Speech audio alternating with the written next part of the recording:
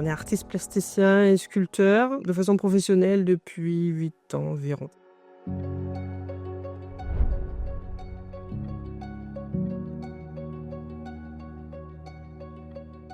Alors, cette œuvre, c'est un dôme, ce qu'on appelle un dôme géodésique. Donc, c'est une structure, c'est une mini-architecture, on va dire.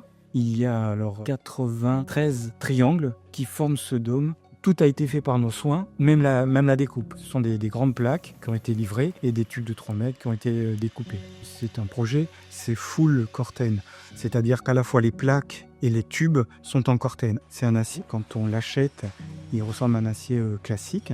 Mais une fois qu'il est au contact de l'extérieur, donc de la pluie et du soleil, donc des changements, il se teinte et crée une patine. Donc cette patine est souvent associée à de la rouille, mais ce n'est pas une rouille, c'est justement une protection. Et donc il arrive à une certaine maturité, à 18 mois, et justement, donc il ne bouge plus. Et il a la particularité en plus de s'auto-défendre des agressions. Donc on peut le rayer, on peut mettre un coup, on peut le reponcer derrière. Et en contact donc du climat, des changements météorologiques, il va revenir à se patiner. Et nous, ce qui nous intéressait par rapport au site, c'est sa teinte. Justement, il se confond avec l'environnement ou les saisons.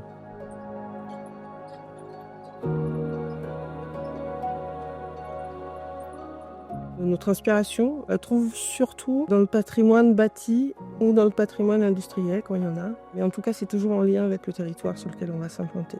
2 choses qui nous occupent dans notre démarche, c'est que ce soit l'espace public, tout visible de tous, et que nos œuvres aillent à la rencontre des publics et pas l'inverse. Et puis la deuxième chose importante, que ce soit toujours en lien avec le territoire.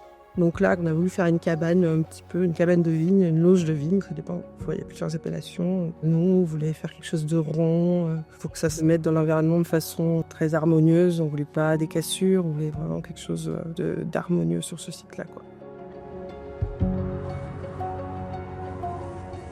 C'est surtout cette idée des cabanes de vigne. Aujourd'hui, beaucoup sont laissées à l'abandon.